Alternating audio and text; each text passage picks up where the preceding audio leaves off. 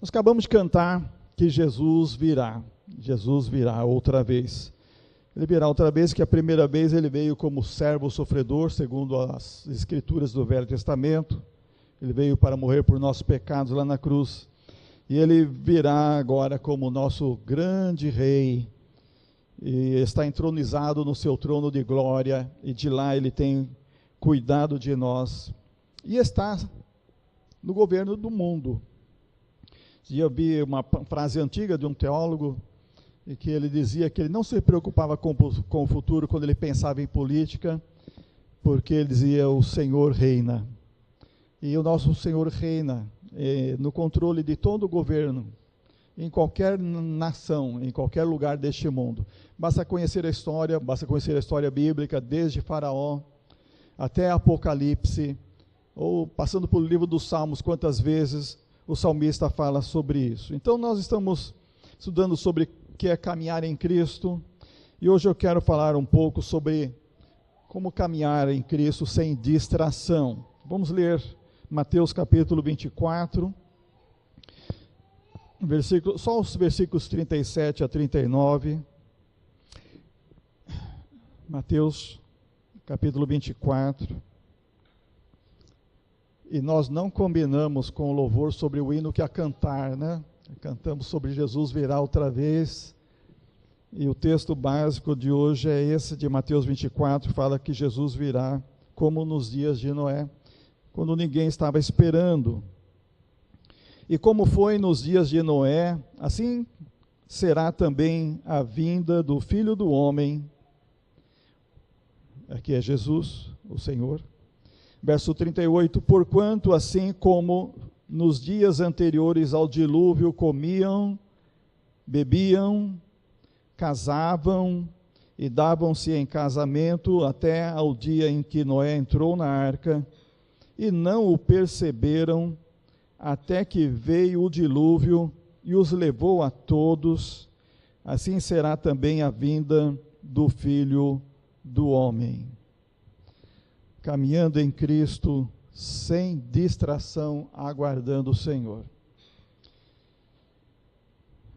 Muitas pessoas têm falado sobre como este mundo hoje é perigoso, mas eu acho que uma das situações mais perigosas que nós temos no mundo hoje é a distração. As pessoas muitas vezes estão distraídas até no lugar que não poderia, como na rua. Hoje de manhã a gente vinha para a igreja e eu percebi que o rapaz ia atravessar a rua distraído, sem olhar se vinha o carro. E nós estamos chegando perto dele, eu tirei o pé, fiquei observando ele, até que ele de repente se assustou e olhou. E ele estava atravessando a rua distraidamente. E esse é um perigo que nós espiritualmente temos que enfrentar. Nós temos que cuidar bastante a respeito de qualquer distração que pode nos fazer perder o foco. Nessa nossa caminhada em Cristo, nós primeiramente estamos tratando sobre como é importante a comunhão que temos como os irmãos, como cantamos aqui e expressamos aqui, e especialmente no momento de fraternidade, de comunhão e de abraços, apertos de mão. Também vimos sobre a importância da leitura da Bíblia diariamente, a importância de falar com Deus diariamente através da oração, para fortalecer a fé, os estudos bíblicos, não faltar aos cultos, estar sempre presente na comunhão da igreja, praticando perdão e humildade. E domingo passado, como sendo sempre agradecidos por tudo que o Senhor é para nós, e por tudo que Ele nos proporciona, as bênçãos que Ele nos concede. Por isso valorizamos a igreja, e como falei domingo passado, valorizamos a igreja mais perto da sua Bíblia, aquela que realmente ensina, e que chama a atenção, e como dizia Spurgeon, que você goste do Evangelho, aquele Evangelho que rasga, aquele Evangelho que fere, aquele Evangelho que chama você para mais perto de Deus, não aquele que é só para adular e manter o seu ego no conforto, não? Então nós temos que ter uma proximidade da Bíblia uma boa aproximação da Bíblia, custe o que custar, nós devemos obedecer à palavra de Deus. Então, como é distração? Eu fui olhar o dicionário para relembrar os vários sentidos da palavra distração. Primeiro, é o ato ou efeito de distrair ou de se distrair. A pessoa pode também, por si mesma, praticar esse ato de distraimento, não é? Pode ser a falta de atenção. Muita gente hoje em dia tem falta de atenção, não tem foco, não é? Pode ser também, entre outras coisas, o esquecimento. Você esquece de ler a Bíblia, esquece de orar, esquece que tem culto, né? Esquecimento é um problema de distração. E também pode ser o divertimento, o recreio, que não é pecado, mas se ele ocupar as coisas principais, ocupar o lugar de Deus, então esse divertimento passa a ser uma forma de pecado. Mas também a distração pode ser vista como um desvio de valores. A pessoa deixar de dar valor às coisas corretas, às coisas certas, e focar em coisas de menor valor, de menor importância, de menor grau. Então nós precisamos acreditar em Cristo, como temos falado aqui. E esse acreditar é fazer a confissão certa a Jesus como nosso Senhor, como nós cantamos. Amar, isso é fazer o bem, aquilo que agrada a Deus, e focar em obedecer, fazer a vontade de Deus, como também o Ministério Memorial, nos momentos de louvor, nos lembrou. Eu gosto de uma frase de John Piper, muito interessante, quando penso em distração, que é: não ajude as pessoas a sentirem-se felizes em seu caminho para o inferno. Talvez você tenha um parente, talvez você tenha um amigo, um colega, um vizinho, e ele está indo para o inferno, porque o caminho dele é o caminho largo, o caminho que conduz à perdição. E a gente não pode deixar de falar a essa pessoa que esse é um caminho perigoso. Quando a gente não fala para a pessoa que está andando no caminho errado, que está permitindo que ela ande a passos largos nesse caminho, é como que se a gente está fazendo essa pessoa se sentir feliz no seu caminho, como se a gente está aprovando, concordando, até talvez apoiando ou sendo cúmplice nessa caminhada para o inferno. Uma coisa que o crente não pode fazer, John Piper está nos chamando a atenção, é ajudar as pessoas a se sentirem felizes no seu erro, no seu caminho errado. Nós temos que ajudar as pessoas a entender o caminho certo, o caminho a Jesus. É a mensagem de Ezequiel, capítulo 33, quando Deus falava através do Ezequiel, dizia, se eu mandar você falar para o pecador, para o ímpio, e você não falar, você vai ser culpado do sangue daquela morte. Você será culpado por não ter falado, por não ter advertido o ímpio do seu mau caminho. Então, meus irmãos, nós precisamos atentar para isso hoje em dia. Como disse Billy Graham, não houve uma geração tão distraída como a nossa geração. Estamos vendo as pessoas distraídas. São muitas as distrações que existem.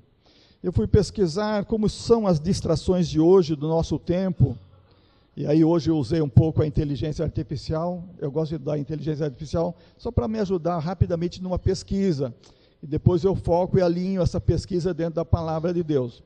Então a inteligência artificial me respondeu hoje que as distrações que estão levando as pessoas a se perderem no mundo, primeiro, as preocupações mundanas.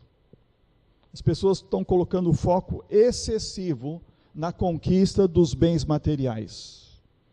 Estão colocando excessivamente o foco no status social, fazendo de tudo para alcançar status. Estão colocando o foco excessivo nas preocupações diárias, nos seus afazeres. Estão deixando as coisas espirituais de valor em segundo, terceiro plano e até no esquecimento. Isso é distração. Em segundo lugar, segundo tipo de distração é tecnologia e mídia social. O uso excessivo dos smartphones, dos tablets, dos computadores, o uso excessivo de redes sociais e outras tecnologias estão consumindo o tempo e a nossa atenção, desviando o nosso foco de atividades mais importantes, mais significativas para a vida. Isso também é uma distração perigosa. Terceiro lugar, O entretenimento excessivo, as pessoas passando muito tempo com televisão, com jogos, e esse entretenimento tem levado muita gente a procrastinar coisas importantes e a ter baixa produtividade nas coisas que teria que fazer de bem e de bom, seja na família e até nos seus negócios, nos seus afazeres. A inteligência artificial também me trouxe uma lembrança de pecados que são tipos de distração que estão levando as pessoas a se perder neste mundo. Primeiro tipo de pecado, orgulho, a arrogância, a falta de humildade, estão criando barreiras nos relacionamentos e na vida espiritual das pessoas. Segundo, a inveja, desejando muito o que os outros têm, as pessoas têm tido um sentimento de insatisfação e ressentimento por não terem o que o outro tem. Esse é um tipo de pecado que está dentro da área da distração, porque a pessoa não está focando naquilo que é o certo. Em terceiro lugar, a luxúria, os desejos excessivos e inapropriados, que levam a comportamentos prejudiciais e destrutivos. Saindo da visita do irmão Maurício hoje, a Ana Paula estava falando que ia voltar, né, lá para Jaciara, tinha um problema para atender na delegacia, e a irmã Nádia me contando de um crime bárbaro que aconteceu ali, na região, e o senhor matou a esposa, e a matou, aparentemente, que seria o amante dela, e queimou os dois, e foi uma coisa muito bárbara, por causa de relacionamentos destrutivos, um fim trágico ali, sendo agora investigado. Então as pessoas, por causa de luxúria, muitas vezes na distração da luxúria, fazem coisas horríveis, e há consequências disso também, porque pecado sempre tem consequências. Outro pecado muito comum é, na área da distração, a gula. O que é a gula?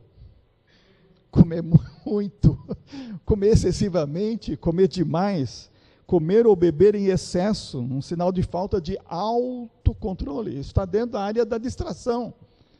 Se a pessoa tivesse foco na saúde, foco no bem-estar, foco numa boa administração dos haveres dentro do seu próprio orçamento, então também isso poderia ser controlado. A falta de autocontrole é vista também nessa área.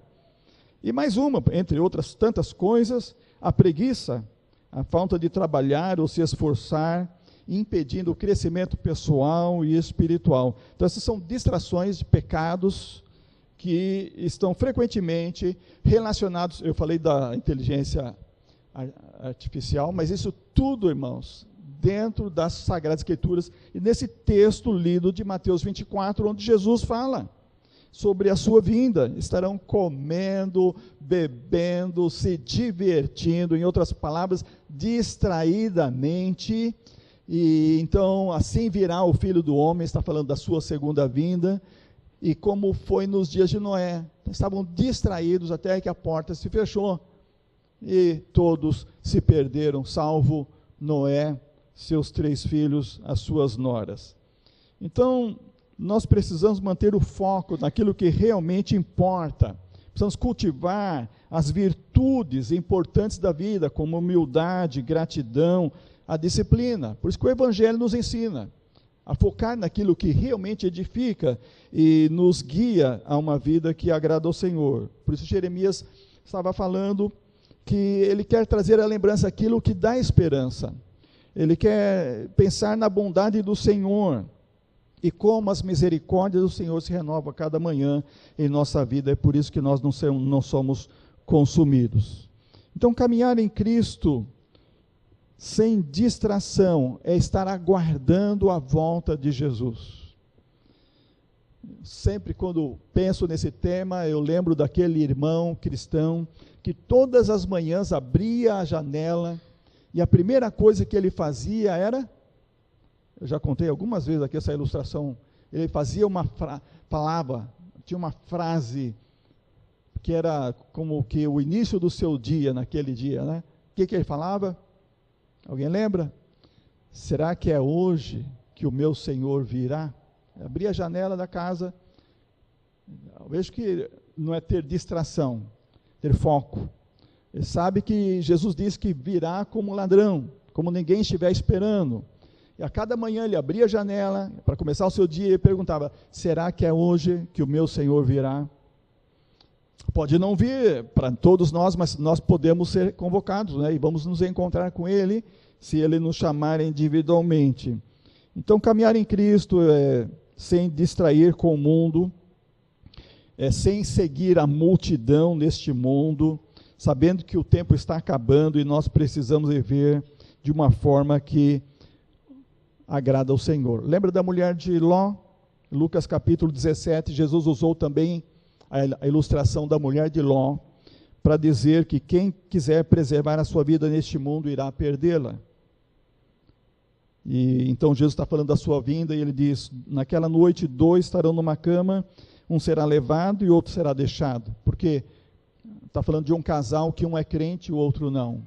Então Jesus vem e vai levar aquele que é crente. 2 mulheres estarão juntas moendo trigo, uma será levada e a outra será deixada. Está falando do arrebatamento, quando Jesus voltar. 2 mulheres estarão trabalhando, e uma é crente, a outra não, e uma é arrebatada, e a outra não, porque não entregou a sua vida a Jesus. Billy Graham tinha uma frase de efeito interessante também, quando falava a respeito da vinda de Jesus. Ele disse, porque muita gente anda seguindo a maioria, né? A maioria está fazendo isso, a maioria está andando aqui, a maioria está decidindo por essa... Eu vou com a maioria. Isso é um perigo, um perigo, um perigo. Geralmente a maioria está errada. Geralmente em coisas espirituais a maioria está errada. Foi a maioria que não entrou na arca nos dias de Noé. Foi a maioria que fez um bezerro de ouro lá no deserto. Foi a maioria que pediu para soltar Barrabás e crucificar Jesus. É a maioria que entra pela porta larga, Jesus disse. E é a maioria que concorda com o pecado. Portanto, nós devemos seguir Jesus, não a maioria. A porta que é larga e espaçoso, o caminho que conduz à perdição, é onde a maioria entra e anda e vai, sem olhar o fim daquele caminho, sem perceber o destino que está no final daquela jornada. O crente, ele escolhe entrar pela porta estreita, que é Jesus, e andar pelo caminho apertado, mas é o caminho que conduz à vida eterna. Paul Washer tem uma frase sobre essa questão da volta de Jesus, que ele chama de relógio. O relógio está andando, o tempo está voando, a morte e o inferno estão se movendo, Cristo irá retornar e então será tarde demais. O relógio está andando. Cidinha conversa comigo em casa, a gente fala assim, mas está andando muito rápido, parece que o tempo está voando, e nós precisamos nos atentar, como diz Paul Washer, o relógio está andando, o tempo está voando. Ouviu falar do relógio do juízo final? O relógio do fim do mundo? Está atualmente marcando 90 segundos para meia-noite. Fui pesquisar hoje, data agora de 23 de janeiro deste ano. Anualmente esse relógio, ou de tempos em tempos, conforme as necessidades, ele é ajustado. E ele é ajustado por um grupo de cientistas que avaliam os acontecimentos, ele é chamado Boletim dos Cientistas Atômicos. E conforme os acontecimentos mundiais, eles ajustam o relógio. Quando o relógio foi ajustado em ano passado para 90 segundos da meia-noite, esse é o momento mais próximo do fim do mundo que nós vivemos, que a humanidade está vivendo. Por que ele foi ajustado para 90 segundos para meia-noite? Os principais fatores que têm contribuído para isso é a ameaça de guerra nuclear, a corrida armamentista entre as grandes potências como Estados Unidos, Rússia e China tem feito com que o relógio fique próximo do fim do mundo, próximo da meia-noite. A guerra entre Rússia e Ucrânia, o aumento das armas nucleares com a China, Rússia, Estados Unidos, é um dos principais fatores para o relógio estar marcando perto o fim do mundo. Segunda coisa, mudanças climáticas. Eventos climáticos extremos e a falta de ação significativa para mitigar os seus efeitos. Todos nós estamos sofrendo por causa das queimadas, a fumaça está em todo o Brasil, a Amazônia queimando, o Pantanal queimando, e a perspectiva é horrível se não vier chuva logo. Nós precisamos orar, pedir a Deus misericórdia para a nossa terra, os animais estão morrendo queimados, a flora e tudo está sendo consumido por causa de eventos climáticos extremos. Terceiro lugar, que o relógio aproxima da meia-noite, é a tecnologia emergente, as tecnologias emergentes. Os riscos associados ao uso indevido de tecnologias biológicas e inteligência artificial. Dizem alguns que a Covid foi fabricada em laboratório. Se for, de fato, irmãos, isso mostra um perigo, um risco do que é tecnologia biológica para matar seres humanos. E isso é um dos fatores que está fazendo o relógio do fim do mundo se aproximar da meia-noite. O uso indevido da inteligência artificial. Muitos estão fazendo uso dessa tecnologia para o mal. E nós sabemos que o anticristo, quando vir, ele vai governar o mundo. E certamente ele vai usar a tecnologia da inteligência artificial. Quando você lê Apocalipse, diz que aquela imagem recebeu o poder para falar. Você sabendo hoje o que é a tecnologia da inteligência artificial, esses robôs submodernos, já capacitados com inteligência artificial, você percebe que realmente há um sistema que estará em monitoramento de 5G, que fala, né, que reconhecimento facial das pessoas, já funciona isso na China, em alguns lugares do mundo, e ninguém pode escapar daquela vigilância ininterrupta, e ninguém consegue escapar daqueles robôs que estão vigiando, e o reconhecimento facial é incrivelmente poderoso na tecnologia. De maneira que Apocalipse fala que a imagem da besta irá falar e terá poder de matar. E, sem dúvida, eu creio que isto é o uso da inteligência artificial. Muitos cientistas advertem a esse respeito ao uso da inteligência artificial nas mãos de pessoas inescrupulosas, pessoas que têm intenções perigosas com relação ao mundo.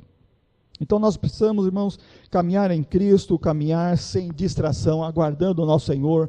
Ele em breve virá. Porque não é o mundo que está acabando, mas é o tempo que está se acabando. E Cristo Jesus em breve virá e nós precisamos estar preparados, sem nenhuma distração. O propósito de nós estarmos aqui, como disse John Piper, qual é o propósito final da vida? Mostrar que Jesus é mais precioso do que a vida. O texto que a irmã Nájila leu no início do louvor, Salmo 63, estava aqui também na mensagem. Jesus é melhor do que a vida. Que o amor de Deus é melhor do que a vida. E nisso que nós temos que focar. Nós precisamos ensinar as pessoas a descobrir e louvar o Senhor com seus lábios. E dizer, o teu amor é melhor do que a vida. Há muitas coisas nessa vida que as pessoas estão se perdendo em suas distrações, seus pecados, por falta do amor de Deus, por falta do amor de Jesus na sua vida. A felicidade do crente é saber que Jesus está no seu coração. A felicidade do crente é saber que, e eu sei agora, e se um dia acontecer de ter Alzheimer, aconteceu com meu avô, e às vezes acontece com alguém na sua família, de ter o esquecimento. Eu estava olhando aquele compartilhamento que a Carol fez algumas semanas atrás, daquela senhora com Alzheimer, e naquela ocasião eu guardei os slides, viu, Carol? Naquele tempo tinha mais de 40 mil visualizações aquele compartilhamento. É bom saber que Jesus nos conhece até mesmo se a gente ter Alzheimer. até mesmo se a gente ter algum tipo de esquecimento, de doença, se a gente tiver em algum momento até de degenerativo, que nós nunca deixaremos de ser conhecidos de Jesus. Quer ver esse compartilhamento? Aquela senhora está sendo interrogada por alguém, parece alguém da família, perguntando, lembra de fulano? Lembra da fulana? Lembra de mim? Ela fala, não lembro de ninguém.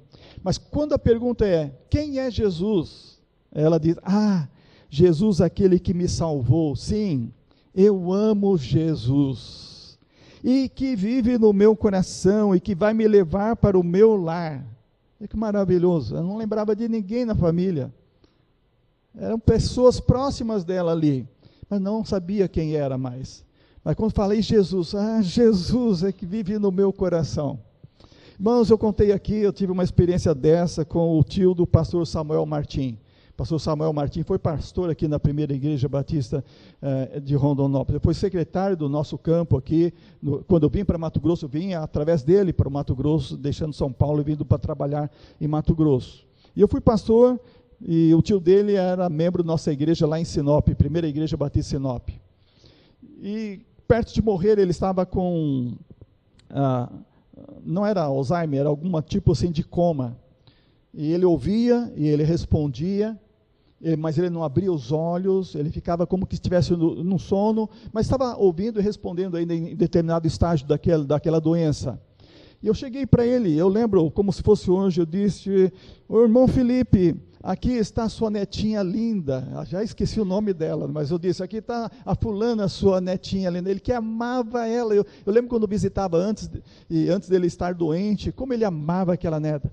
Não sei quem é. Aqui sua filha, fulana, lembra dela, sua filha querida, que cuida de você? Não sei quem é.